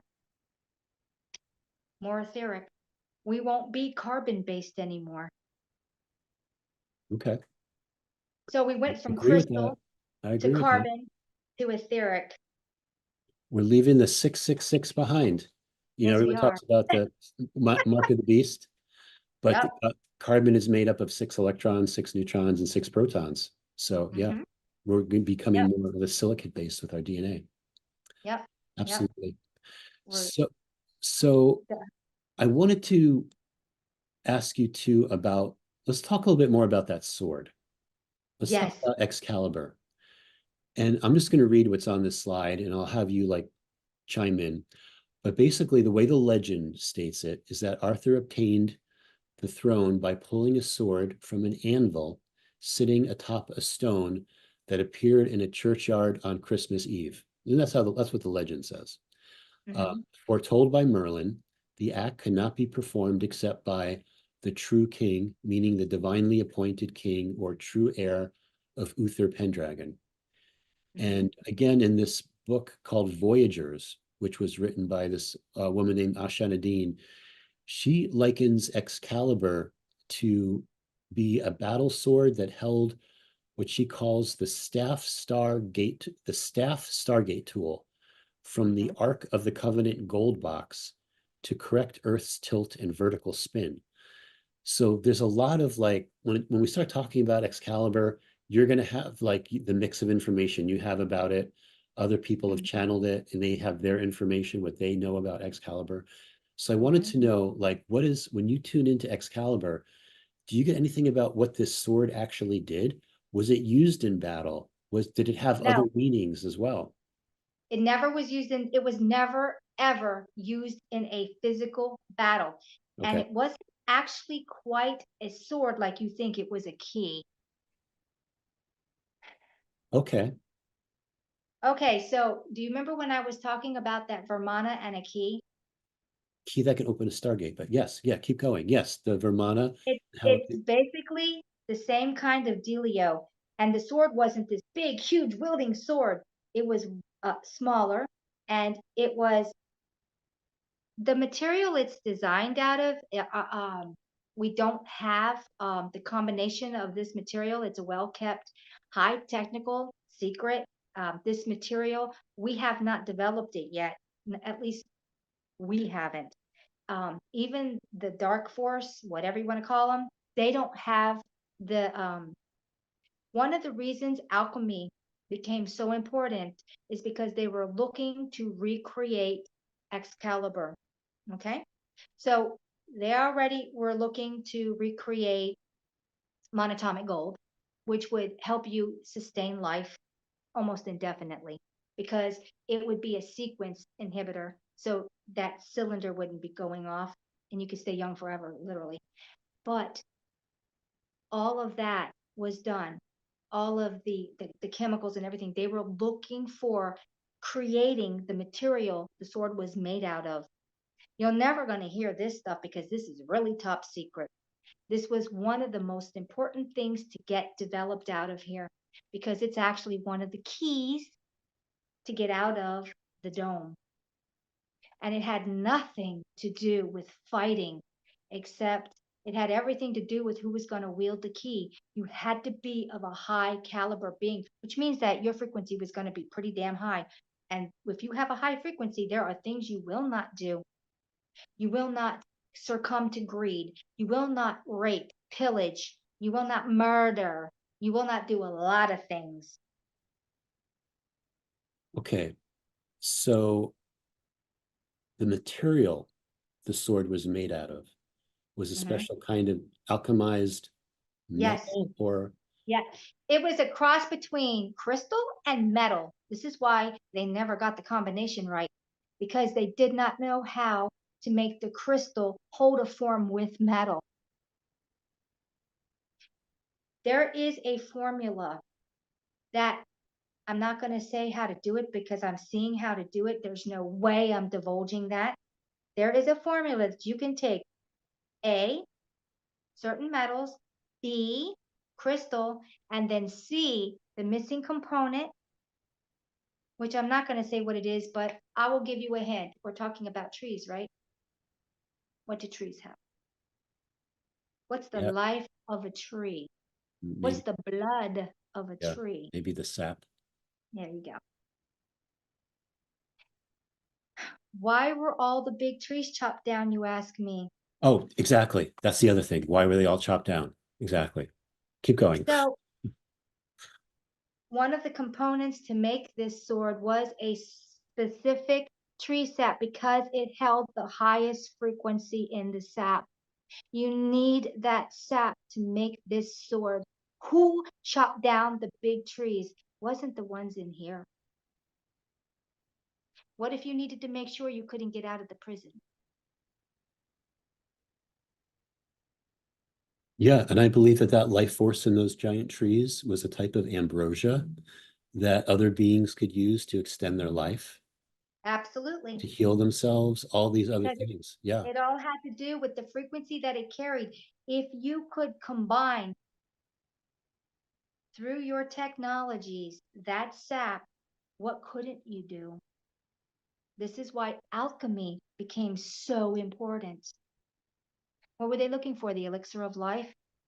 What were they looking for? How to recreate the sword, the one and only key? isn't it interesting about how some of these powerful figures, in history, they all had like a sword. So, whether it was Arthur, there's the stories of Archangel Michael, and he's got his flaming blue sword. And it's funny how the sword, All of these swords are the same. They're a representation of. right, Hmm. right, Hmm. exactly, exactly. Hmm. Interesting. It is super interesting. Now I wonder where Excalibur is now, because people are It's always still in looking for it. existence. It's in Yeah, Avalon. I was going to say, And I don't think it's in this realm. it's not in this realm. It's not even in this density. And Excalibur was permitted to come here. It's not the only one. It's one of many. And each one of these swords has a name because it was created by a an artisan. And it almost has a life of its own. One of the reasons why Arthur could hold the sword is because it was a DNA match. If your DNA doesn't match, can't work the key. Exactly, exactly. The DNA is the key. Absolutely. Hmm. Hmm. Interesting. That's how we pulled it out. Boom. So when you go back and you wanted to open up the snow globe and you wanted to move this Vermana over to where it needs to go, you're going to have the right DNA to insert the key to make it work. Because if you don't have the right DNA, I don't care how many people insert that key, the same thing as the sword and the stone. Yeah, isn't it funny too when they go around the cube in Mecca, like they all reach out and try to touch it to see if they could open it. Of course, no one's been able to do that in hundreds of years or Not however a long. single person today, right now, that I know of, has the DNA to do it. Exactly. No, Exactly. they don't. There will come someone. She will be a woman. I can never see who this is, but I see that it's a woman. It's like she's like I can't see her hair color, I can't see her skin color, but I see her form. She's got boobs Okay. and she's a real woman. She's not one of these trends. She's a real woman. This is a real woman. And one of the reasons that it's going to be a woman is because when they chimered humanity, they chimered it in half, male, female, basically. And with that chimering with the female is still connected to the underworld. The underworld is your sixth sense, connected to three other senses. This is why it will be a woman. Not a single man has this ability. All these beings are running around, these males. You've got the gurus that are men, and you've got the lamas, the Dalai Lamas, and you got the Sadhguru, and you got all these, they're all men, yet they're the most disconnected they ever could be. It's the women that are actually connected. Yeah. Yeah. And like in the story of Arthur, like Arthur and Guinevere. Mm-hmm. Now there's a lot of like different ways that people look at their relationship, right? Mm-hmm. So I know you've tuned into something. I want to mention too, just something that I've tuned into. We'll talk about what you've tuned into, but a lot of people talk about the infidelity Yeah. between Guinevere and her husband Arthur, and her having an affair with Lancelot. And then some people have likened that to what they've done to the Mary Magdalene story. Yeah. So in the Bible, they call her a prostitute, so forth. But was she that? Was she more pure than that? Was she, Yeah. Jesus? I did when you were telling me about that earlier, I saw that there was someone, and I thought it was Guinevere, because it was definitely in that bloodline that had an affair. But then when you said that, and I re-looked at it and stepped back, I'm like, oh my gosh, because Guinevere came from Avalon. She was Avalonian. She was from Avalon.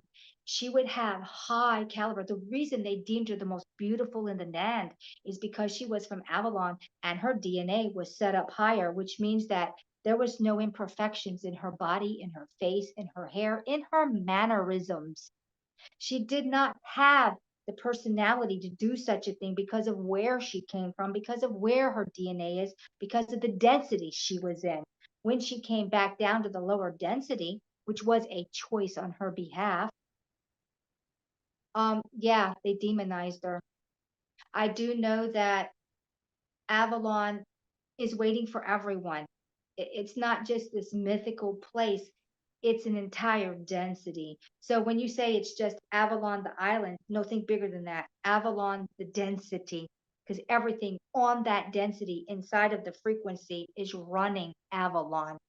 It's all running the same everything, technology, mental set, DNA activation, you name it. Yeah, and what I was tuning into as well, related to Avalon and the armies of Arthur, and so to speak. I was getting that those armies actually came in through a Stargate from Hmm. Avalon. That's what I was tuning into. Yeah. So yeah, so is it possible that Arthur did something that the system was not expecting him to do, that was not allowed, actually bringing in an army from another realm? And it Hmm. reminds me of those. And I have to say, I haven't seen any of these shows except maybe clips here and there. But there was this whole Stargate series of shows um, on television about there'd be a Stargate and how they could travel to different planets and so forth through the Stargate. So is it possible to create a Stargate, open a Stargate, and march an army through it to You defeat can your march enemies in anything this through realm? it. You can Yeah. march anything through it. Um, when I actually look at this, I'm going to go and look at these armies. I have not once ever looked at the armies of Oh, this do entire that. thing. Yeah. So let me look real quick and see what I'm actually seeing. Okay.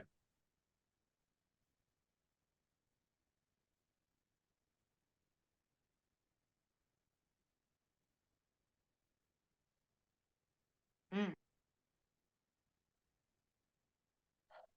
So basically, what I'm seeing is yes, and it was more than one Stargate. They opened up a few Stargates. It isn't the kind of war that they say it was. It was not a war of actual getting out there and fighting with swords. Not that kind of a war. They bring in a lot of people, and a lot of the war was words. You can capture, you can enslave, and you can bind people with talking, what you're saying. So it looked like on the dark side, and that had to do with Morgan Le Fay. It had to do with Mordred, his son, which Morgan Le Fay was Arthur's half sister. She had tricked Arthur into mating with her to have Mordred, the son, because she wanted to use that to take over Arthur's Camelot. Arthur's Camelot represents our world we used to have, Antiquitech. Okay? There's a correlation there. Who was Mordred? Mordred were cryptids. Mordred were chimeras. Who was Morgan Le Fay's sister? Morgana or something like that. Morgana. I don't remember what her name is. There was two sisters, Morgan Le Fay and the other one. Well, one of those two women ended up having the child. I still can't see which one of those had really the child, if it was Morgan Le Fay or if it was the other one, because they have the same energy signature. Who were they? Reptilians, shape-shifting reptilians, which is why they could trick everyone. So she presented herself to be Guinevere. Arthur slept with her thinking it was Guinevere. Shapeshifters. The sun, reptilians. Now look at our reality. Who's running our reality? Who's running humans into the ground? Who's trying to murder every single one of us? Who are the knights on the round table? We are. It's all correlated. Yeah, that's interesting. By the way, you must have some stuff going on with your lighting in the background because I just Yeah, saw all Arthur just came in and turned the light on because I'm sitting in okay. the dark. And Arthur, how are you doing? Arthur, how are you doing? You can come over and say hi. I'm fine. Arthur, I want to ask you a question. I'm not dressed appropriately for a video. He's just got a Okay. t-shirt on. Well, He thinks he's not appropriate, but come in here. You've got a t-shirt on. oh, you're fine. I was going to ask you, what's it like spending all this time with Sonia? Wonderful. Is it? Is she as wonderful as she appears to be? Yeah, she's the same as on camera. I totally believe that. Totally believe that. Well, we heard about your upcoming adventures in Albania, so we look forward to hearing about what happens there. It's not booked yet, but yeah, it's planned in the works. We're going to end up there. I decided a couple of days ago, I'm like, I'm not going home. And Arthur's like, what? You're not going home? I said, I've decided. I'm not going home. I'm breaking pattern. I'm staying. I am very unpredictable sometimes. I just do things on a whim and a spur. I do. Yeah, no, I'm very spontaneous. yeah, spontaneous or unpredictable. I think Hmm. that's the whole key to like living our lives here.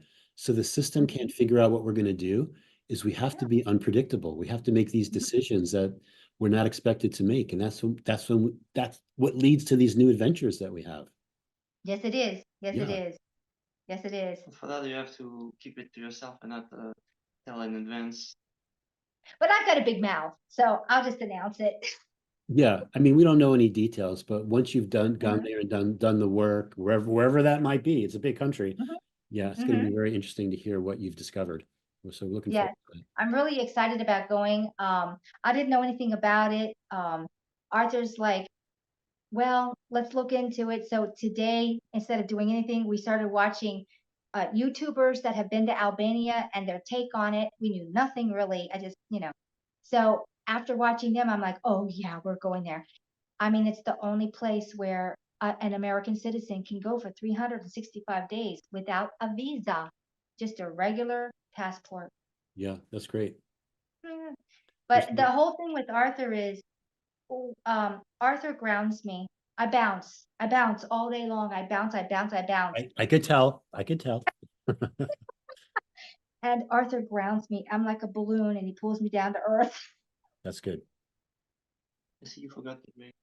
Yes, I did. And he's always, when we do our things, he's like, Sonia, take a drink, take a drink, take a drink. Because I'll go and I won't drink. Especially now, like drinking water is like so important. Yes, it is. So Yes, it is. important. Especially because we are going through this ascension and we need fluids. I don't care if you're juicing. I don't care if it's water. I don't care. It's got to be liquid.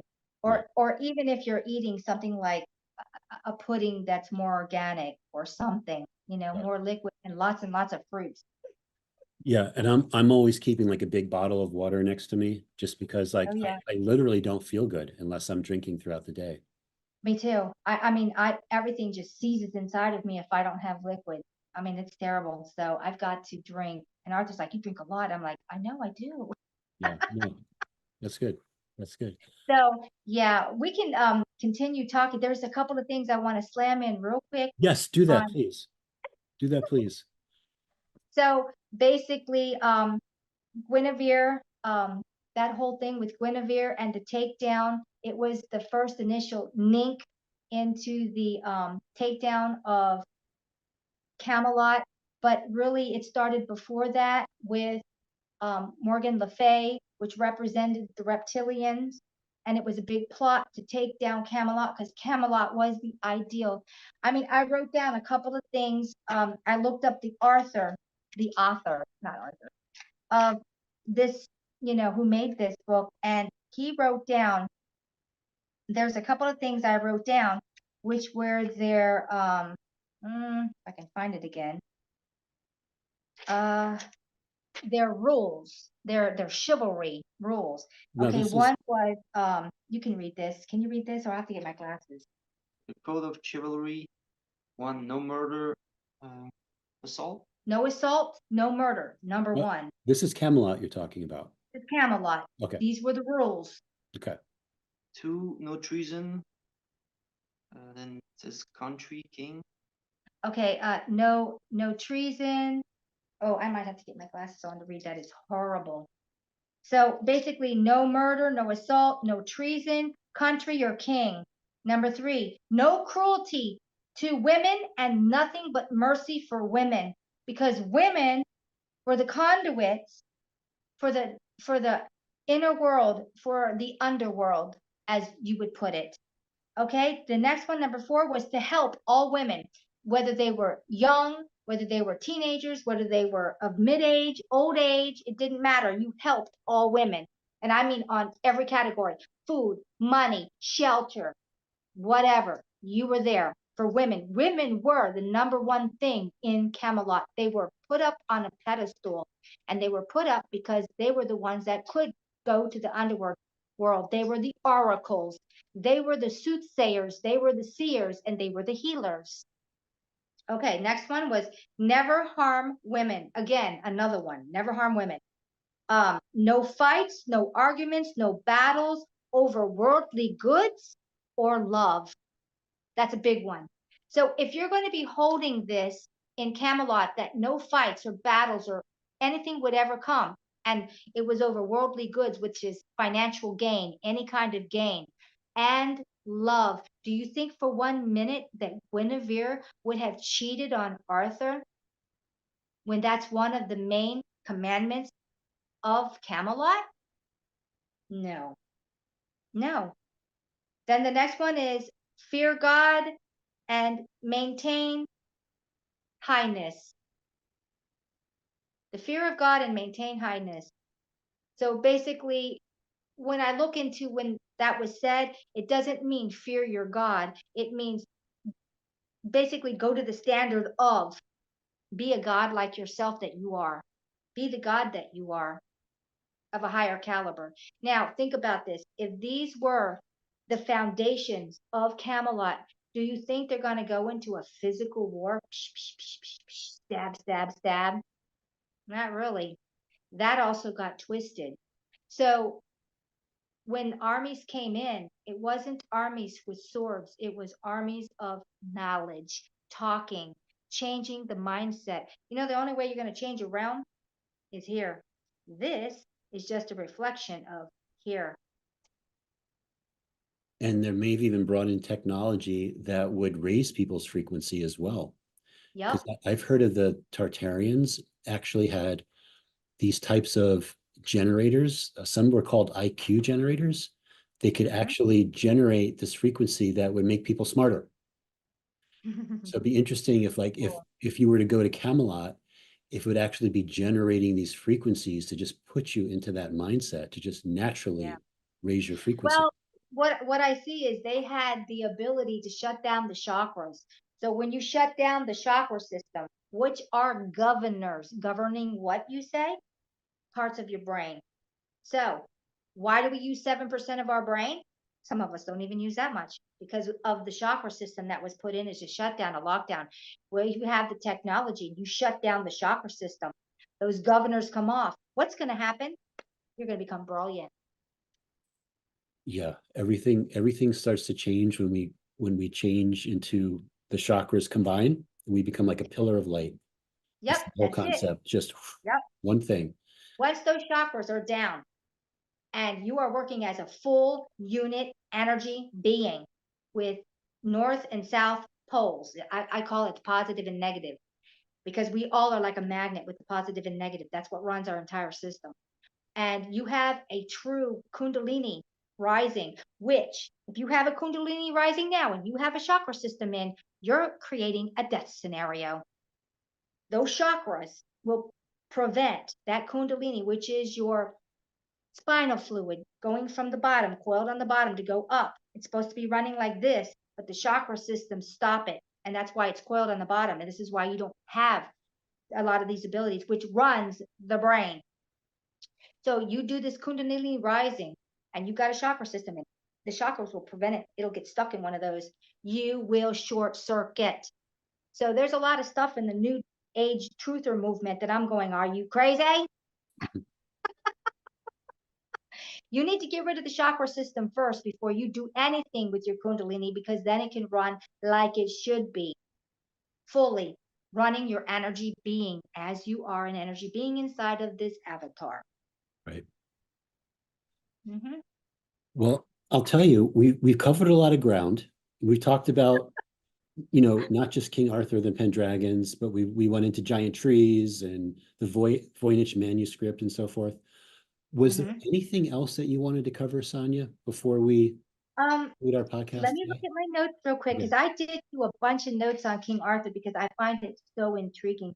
Well, I'm going to say this real quick. In the King Arthur thing, you first have the 12 knights of the round table, and then over time it becomes 24 knights of the round table.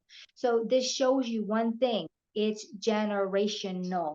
So there are 3 knights, 2 from the original 12 and 1 from the second set, which was children that grew up, who actually found the Holy Grail. And actually, it's not that they found the cup, but they found what it meant, which was raise and activate their DNA, and they met God there. Where is God?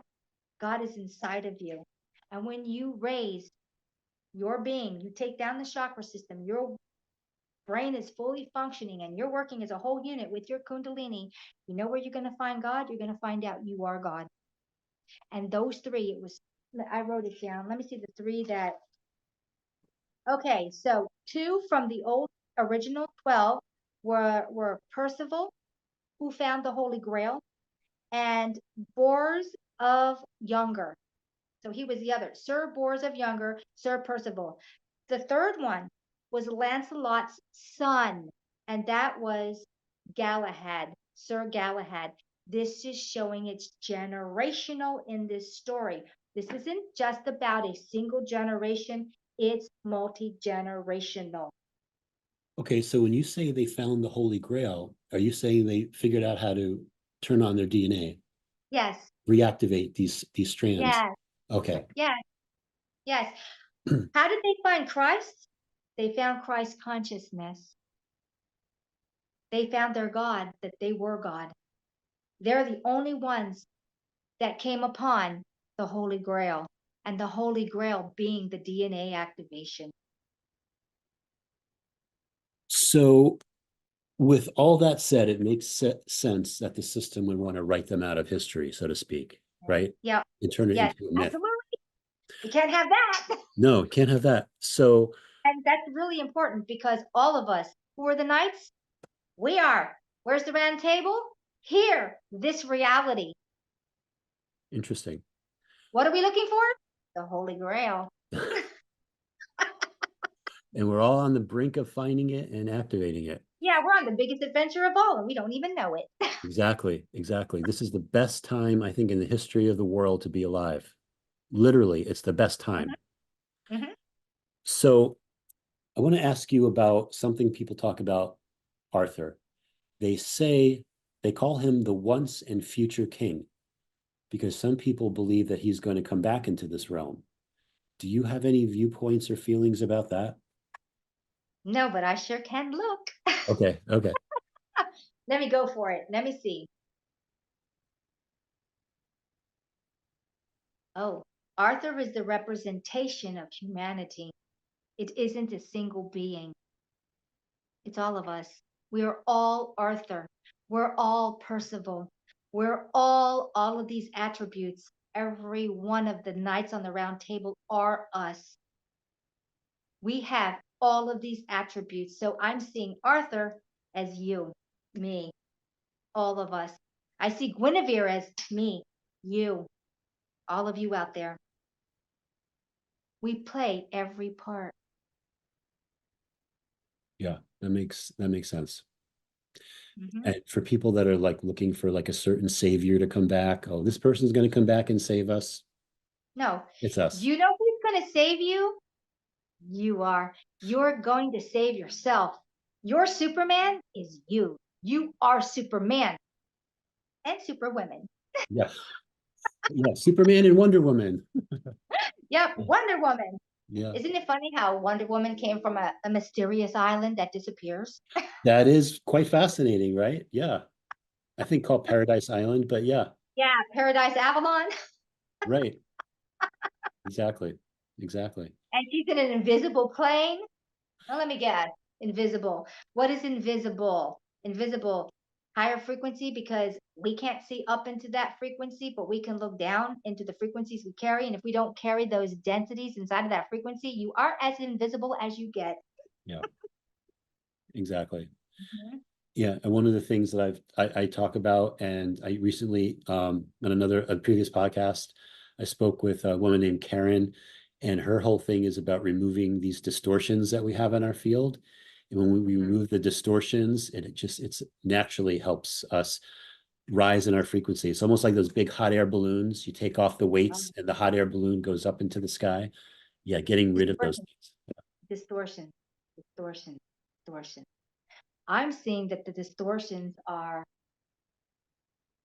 unwanted baggage, emotional baggage are distortions. That's part of it. Experiences. Yep. So you would have to go through the heart. The only way you're getting rid of that is you're going through the heart. You got to go through your third, you got to go through your second trinity. Your first trinity is not going to get rid of distortions. Your gut trinity is not going to get rid of distortions, but your heart is. There's the answer. You have to go through the heart. It's in this part of your body. You have to go through your heart to get rid of these distortions Yeah. because it's the strongest brain you have. It's the most powerful. You can label it absolutely anything, but it's your second trinity. This is what breaks the distortions. Exactly. And the heart seems to have override. It can overpower anything. Uh-huh. Yeah. Uh-huh. So no matter what's going on, we have solutions actually already within us, within our heart. Yeah. Yep, absolutely. So your distortions, which means that these are overlays from every incarnation you have ever had that carry over. Those are also your distortions. Yes, exactly. Exactly. So there's that. Well, Sonia, I'd like to thank you like for another show. I think we've already been speaking for almost a couple hours. So What? Oh my yeah, gosh. I It's know. only been- It just goes by like that. Okay, I better let you go. I'll be talking forever. Yeah, no, I that's mean, good. there are other things that I'm going to look deeper into Avalon. I'm going to look deeper into where it's lying. I do know that I had done a video on the triangles in this reality, the 12 triangles that also makes the Dyson sphere. And they are portals. And one of them, of course, we know the Bermuda Triangle. And then we have 12 of them, six on this part and six down here, one at the north and one at the south. So that means um, five. And with the equator being exactly in the middle of it. So the Capricorn and the Cancer, there's six on each one of those, and they're juxtaposed. They make a perfect Dyson sphere. Those portals, those triangles, there's actually one but in the Japanese Sea, Okinawa, Philippines, Guam. There's one over there on Australia, both sides. There's one in Bermuda, the Bermuda Triangle. There's one in the Great Lakes, the North Pole, the South Pole. Of course, there's one is Hyperborea, and the other one down is Antarctica. And then there's one that's in Argentina. There's one that, I mean, there's 12 altogether.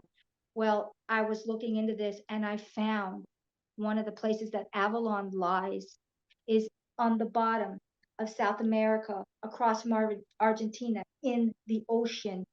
The whole thing is a big distortion. You can't even fly over that area. It is forbidden. They say it's holes in the ozone, but that's not what I'm seeing. I'm seeing Avalon. Interesting. Now, these pyramids you're talking about, did you speak about them on one of your Patreons? Okay. I had two Patreons back to back. Okay. That was the first half and the second half. I could not cover all that material in 4 hours, and it took me 4 hours to cover all of it. Wow. And I thought I saw the diagrams, like you made some Yeah, drawings of those too. I drew diagrams and I drew the 3 continents that are missing. I drew right down through the middle of the Atlantic Ocean, going Cuba, not Cuba, but yeah, Cuba, the Caribbean are tips of what was part of it. Bimini, going all the way over to the Canary Islands was a part of it. Up by Spain, it went all the way up to Greenland. It was touching Greenland. This whole thing was Atlan. I call it Atlan because that's what they call it. We call it Atlantis, but this whole thing is Atlantis. Whole thing Every is part in Atlantis. here is Atlantis. Yeah. So that's one. The other one is Lemuria. And then there's Mu. Lemuria is over by Mu and Lemuria were merged into one in our knowledge, but they are two separate places. Lemuria is over here where there's the Indian Ocean going over here, and you can see the diagram.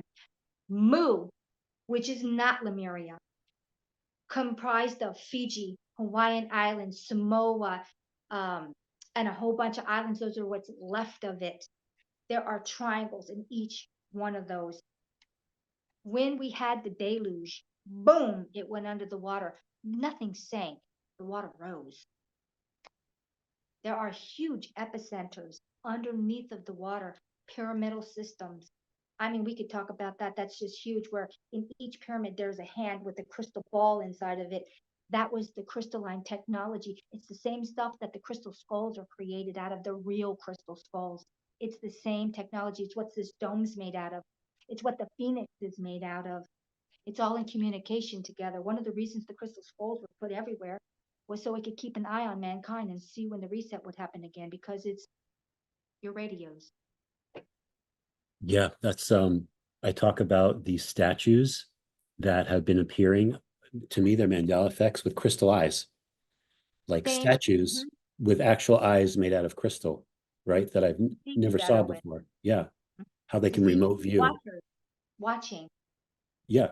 Remote viewing, Yes. so to speak, Yeah.